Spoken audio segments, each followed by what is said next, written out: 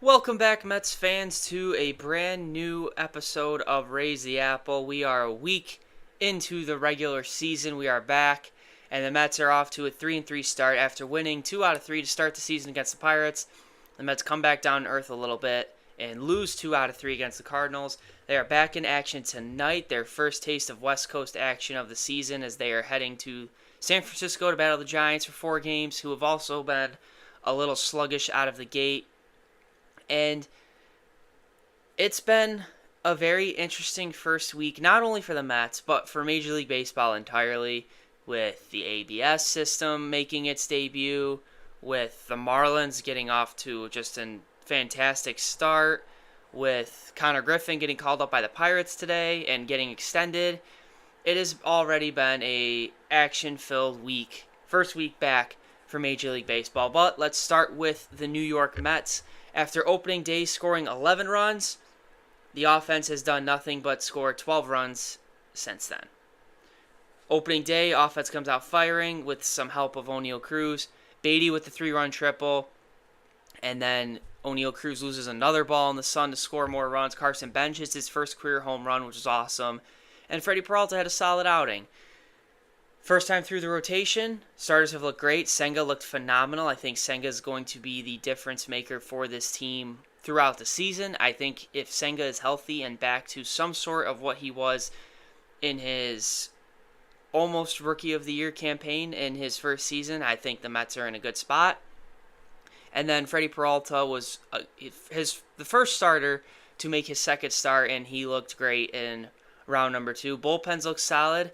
I still don't understand what the obsession is with this organization and Dickie Lovelady, but it is what it is. And right now, the problem with this team out of the gate has been the offense. Like we said at the start, 23 runs scored on the year, 11 of those runs on opening day, 12 runs in games 2 through 6.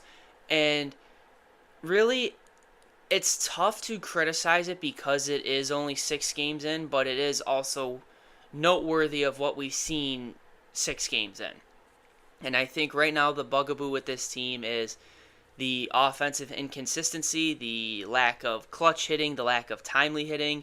Semion's gotten off to a very slow start. Bichette got off to a kind of a dreadful start in the first homestand, then had a nice series to try and get back on track a little bit against the Cardinals. Showed some signs that, he's going to start hitting like Bo Bichette. Juan Soto's been off to a fantastic start. Lindor was also a little slow out of the gate, but starting to put it together a little bit. And it's just, it's one of those things where you're a week into the season. How much do you want to put into it? But when the Mets have basically rebuilt this entire starting lineup outside of a handful of guys, and these guys are veteran hitters. They're well established in their careers, that they've been there, done that. They've hit at every moment in every situation. And then when they come over here and they're just slow out of the gate, yes, it's going to be frustrating. Anyone who's booing Bo Bichette, you are a clown, frankly. There is zero reason any Mets fan should be booing Bo Bichette. I just don't understand how 3 games into the season.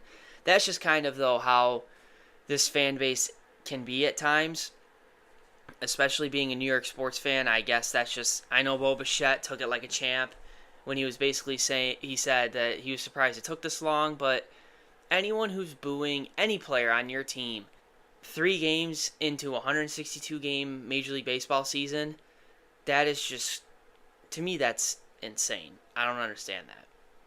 But that's kind of just how, unfortunately, that's how a lot of Mets fans are. With this Giants series, the Giants are also off to a slow start. In general, Logan Webb didn't have the best outing on opening night against the Yankees. And Tony Vitello, the inexperience is starting to is showing very early, or the rookie manager aspect of it is showing a little bit. I think he'll be fine. I think the Giants hiring him was great for baseball in terms of opening that door for more college coaches to end up in Major League Baseball. You see it a lot in the NFL with college coaches making that transition. I think Vitello is going to be fine with the Giants, but definitely his first week. I don't know if it's him being uncomfortable or just, working out the kinks. It's been a little bit of a rocky start for him and the Giants, but all in all, I mean, Buster Posey running the show a little bit over there, I think that's going to be that's going to be huge for that franchise. And if there's anyone who knows what they're doing, to me, it's Buster Posey. So I think this is a great rebound series opportunity for the Mets, but I also think it could be a stepping stone for the Giants. It's one of those series, two teams that had maybe out of the gate were expecting a little better, but haven't gotten off to that, and I think the Giants could use it to get back on track, or the Mets could use it to kind of stabilize and also get back on track in their own way. So I'm very much looking forward to this series, not looking forward to the West Coast games because West Coast games are just impossible to deal with. But after the opening series with the Pirates, the Mets made their first road stop at the Cardinals. Won game one, then lost the next two games where they just could not muster any offense. And I think it was game two. Juan Soto had 2 hits. Jared Young had a hit, and that was literally it. So it's just been a very rough offense to watch through the first week of the season. But by the time we reach, like we said, after a month or so of the season, I think things will start to level out. And definitely by the end of the year, the offense is going to be where it should be. The Mets are, with the off season that they've had, a lot of people were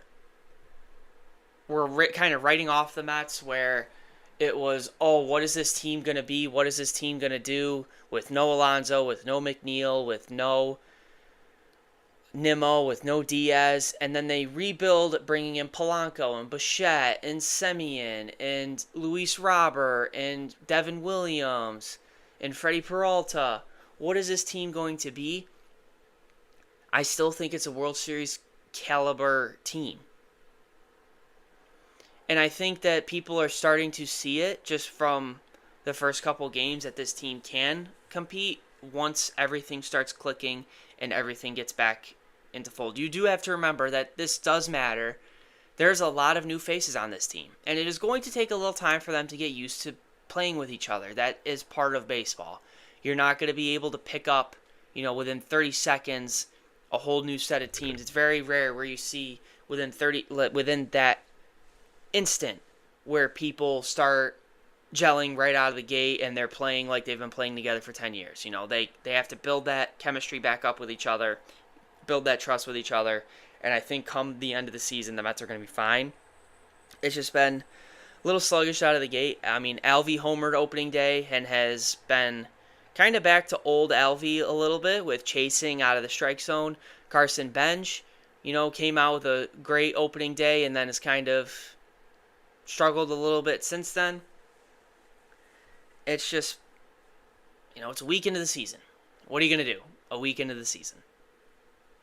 But maybe the bulk of this is probably going to be ranting about ABS because of how stupid it is and how much I hate the ABS system. So I don't even know where to start with it. I just hate it. I think it's stupid. I don't think it's baseball. I hate that it is being implemented. I hated it when I saw it in the minor leagues, and then when it was announced that it was going to be in Major League Baseball. I think it's stupid. A lot of people seem to be giving it great reviews, holding umpires accountable. I don't think that is the problem that baseball has right now, that baseball should be worrying about. And, when you look at a guy like C.B. Buckner, who's had a very rough go of it through the first week of the season with the ABS system, and God only knows what it would look like with someone like Angel Hernandez with ABS. Yes, it's doing what it was intending to do. It is going to hold umpires accountable. So I just hate it. I think it's dumb. I don't think it's baseball. And, unfortunately, that's just the way it is, and think it's just going to stay that way. It's never going to go away now that it's here.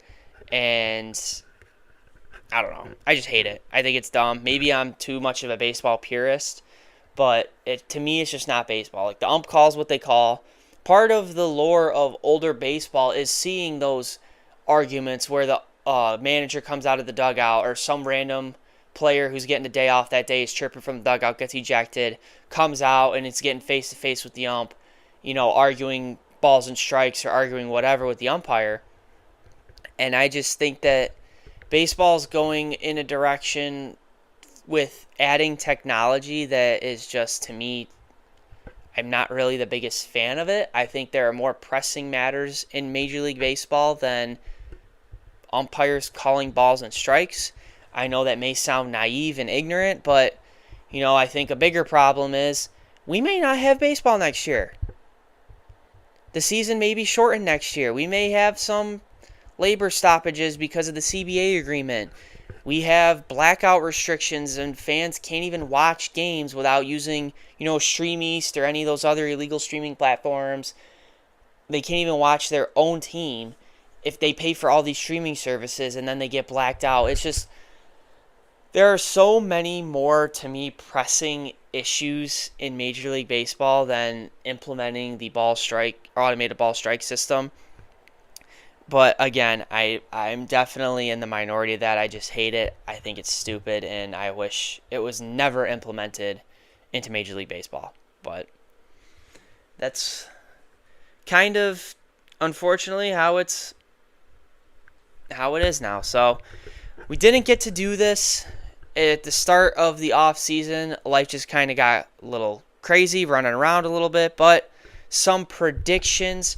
Going through kind of the major awards, I'm going to sound like a homer with the Mets, but I mean, some of these awards, some of the end of season awards,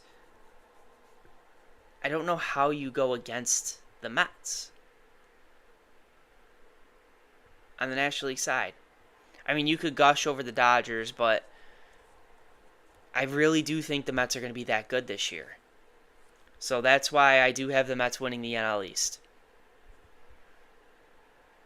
I do think they're going to be that good. Obviously, the Braves and Phillies are going to be right there. The Marlins are off to a good start.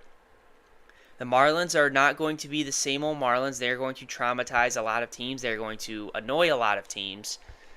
And they are just going to be a feisty, competitive bunch throughout the duration of the regular season. And they're going to be very annoying. I did contemplate picking them for a wild card spot. I don't know if I'm sold on that, though. Don't think I'm sold on it. But I do have the Mets winning the division. In the NL Central, I do think the Brewers are going to repeat as division champs. And then out west, no one's touching the Dodgers. So the question becomes, who are the 3 wild card teams? I'm going with the Phillies, the Braves, and the Cubs. I think those are the safe picks. Yes, they definitely are the safe picks. But part of me wants to take the Marlins over the Cubs.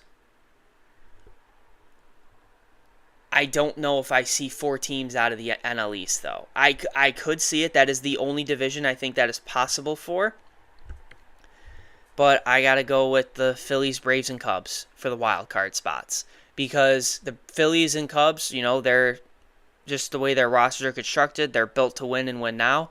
The Braves last year, if they were just hurt, everyone and their mother was hurt. If they can stay healthy, I think the Braves are going to be a threat in the division as well as a run in October. But I don't think they'll get by the Mets. I think the Mets win this division, and the Braves and Phillies are going to have to settle for a wild card spot. On the American League side, in the AL East, I think I'm gonna go with the Toronto Blue Jays to win the division. In the Central, I'm gonna go with the Tigers, and then out west, I'm going to go with the Mariners. I like the Mariners pitching too much. The Tigers, I think they know that this could potentially and most likely will be their last year with Skubal, so they are going to go all in on this year. And then that AL East is kind of a toss-up. I know Boston's gotten off to a dreadful start, and the Yankees have come out on fire, but I really do see that division being tight the whole way, but I do think the Blue Jays will get the job done. In terms of the wild card, I do have to pick the Yankees to make the wild card. I think I got to go Yankees, Texas. Might be my sleeper. And give me Baltimore. Yankees, Texas, and Baltimore. I like the moves Baltimore made. I know bringing in Pete was kind of their big splash. I think the Orioles with that lineup, especially with all those young guys, I think they're finally going to put it all together and be a legit team. And then I just like Texas. I think Texas, very low-key, has a solid roster that can compete for a postseason spot. I wouldn't be surprised if they give Seattle a run for their money in the division. But I like Texas getting into the postseason. And then come World Series time, I think my World Series pick right now is going to be Mets-Mariners. And obviously I'm going to pick the Mets to win the World Series. If I had to pick a team that wasn't the Mets to win the World Series, just to kind of be unbiased about it, I think I would go with the Mariners over the Dodgers. If I couldn't pick the Mets, I think I would go Mariners over Dodgers. That Mariners pitching staff, as long as they stay healthy, that Mariners pitching staff is legit. Cal Raleigh, I know, has been struggling out of the gate, but if he can even be some sort of what he was last year, this Mariners team is good. And I think a lot of people are kind of underestimating them a little bit, but that Mariners team is good, especially with that pitching staff. So if my pick is Mets over Mariners. If I have to be neutral and not pick the Mets, I think I got to go Mariners over Dodgers in the World Series this year. I really do like this Mariners team. Some sleeper teams, I do think one of the East teams, whether it's the Blue Jays, the Yankees, the Phillies, or the Braves, I think all of those teams are, viable World Series contenders. But I'm really high on that Mariners team, and of course, as a Mets fan, I'm going to say the Mets. When it comes to individual awards, going to run through them kind of quickly. In the National League, I really want to say Juan Soto is the NL MVP, but it's going to be hard to give it to anyone but Shohei Ohtani. So I think I'm going to take the lame pick and go with Ohtani. When it comes to the Cy Young, I'm going Freddie Peralta. I think Freddie Peralta is going to bring home the Cy Young for the Mets this year. I just think he's that good. And I think the Mets, for 2027 and beyond, they're going to either extend Peralta or they're going to go all in and try and get Skubal. I think is going to be their end goal. So give me Ohtani as the MVP, Peralta as the Cy Young. Rookie of the Year, also going to take a lame pick with Connor Griffin. And I just think that guy's going to be just too good. I did think about Carson Bench for a little bit, but Connor Griffin's going to, I think, shine a little more just because the Pirates need him. It sounds crazy to say it this way, but the Pirates need Connor Griffin more than the Mets need Carson Bench to perform. Because a lot of people are high on the Pirates in terms of, can they sniff around for a wild card spot this year with Skeens, with O'Neal Cruz, with Connor Griffin leading the way. We'll have to see on that, but I think I got to give the edge to Connor Griffin for Rookie of the Year, and NL Manager of the Year, I'm going with Mendy, just because I think the Mets are going to end up being that good this year, and I think he's going to finally get rewarded for it. I was advocating very hard for him to be the Manager of the Year in 2024, but obviously Pat Murphy took it home that year, and I think Mendy's a great fit for this team. I know his bullpen management has been the one bugaboo with him that not a lot of people have liked, especially with him and the organization's general love for Dickie Lovelady. That's kind of par for the course. So Mendy for Manager of the Year. The MVP is going to be Ohtani again. Cy Young's Freddie Peralta, and Rookie of the Year Connor Griffin. On the AL side's a little tougher. AL side is going to be a little tougher. Manager of the Year, I got to go with Dan Wilson with the Mariners. I just think that we just talked about it. I really like that Mariners team, and I just think that Dan Wilson is going to lead them to the postseason and lead them to a deep run in the postseason again. You know, they came up just short of making it to the World Series last year, and I think they're going to get over the hump, and they're going to get there this year. Cy Young, or let's start with MVP. MVP is kind of a tough one because the basic pick is going to be Judge. You could put Cal Raleigh in there. You could put Gunnar or Adley in there. I think for the AL MVP in 2026,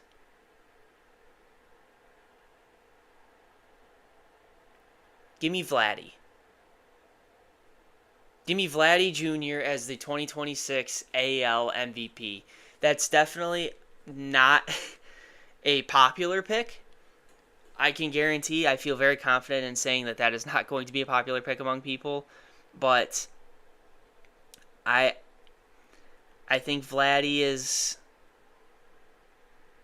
It's just...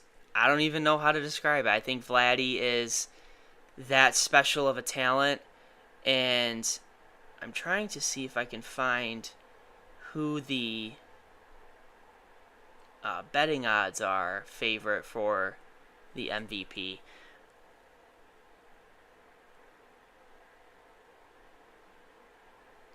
But I'm going to go with Vladdy Jr. on the AL side. So right now it is Aaron Judge, with Bobby Witt Jr. right behind him, along with Julio Rodriguez, Cal Raleigh, and Mike Trout. But I think I'm going to go with Vladdy. That's definitely maybe a little bit of a crazy pick, but I don't know. I like Vladdy a lot. I like what the Blue Jays got going. For the Cy Young, I'm going to go with Tarik Skubal. He's going to get it done again. He's got $400+ million at stake, and I just think that Tarik Skubal's going to cash in. He's going to be the richest pitcher in Major League Baseball history after this offseason, assuming the salary cap issue does not ruin that. So hopefully, on his end, that all gets resolved, or he can get situated with a contract before all this CBA stuff goes down. I don't know if that will be the case, but give me Tarik Skubal. And then Rookie of the Year on the American League side is a little tough. I mean, on the NL side, you have Benj, you have Connor Griffin, you have Nolan McLean. There's a kind of a bigger pool. On the AL side, though, Kevin McGonigal of the Tigers and Chase DeLauder of the Guardians are the two favorites, along with Murakami with the White Sox, and Trey Savage of the Blue Jays is also in there as well. So, with that, the AL Rookie of the Year this year is going to be Munetaka Murakami. He's off to a great start with the White Sox. I'm not even fully convinced he'll finish the season with the White Sox, but give me Murakami to win the AL Rookie of the Year. So we're going Dan Wilson for Manager of the Year, Vladdy for the MVP, Tarik Skubal for the Cy Young, and Murakami for the Rookie of the Year. And those are the picks. Preseason picks. And that's pretty much going to wrap it up for this week on Raise the Apple. Kind of getting back in the swing of things. A week into the regular season now. And the Mets have their first taste of West Coast action tonight as they take on the Giants with a 4-game set. David Peterson on the mound. This episode will be up a little bit before first pitch, but hopefully we're back into a routine going forward where we're back to weekly episodes. Make sure you follow on Twitter and on TikTok at RTA_pod. Subscribe on YouTube and Apple Podcasts, wherever you listen. And thank you as always for tuning in, and let's go Mets.